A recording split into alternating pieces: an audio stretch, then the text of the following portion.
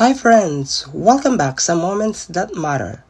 Alam niyo bang, most of my clients are in their 80s, 90s, at meron pa ngang 101 years old.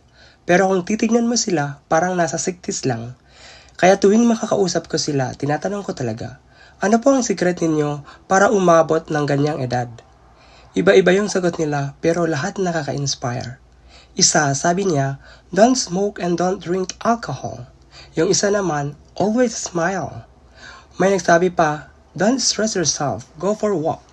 At merong ding nagsabi, always eat dark chocolate.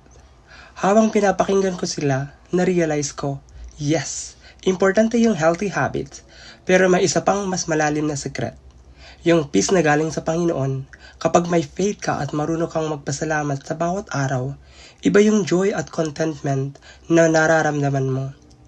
Sabi sa Proverbs 17:22, a cheerful heart is good medicine.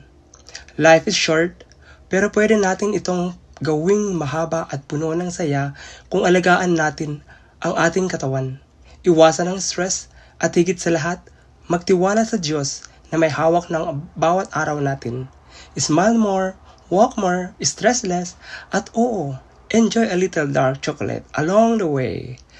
And this is Mark. Once again, thank you for listening.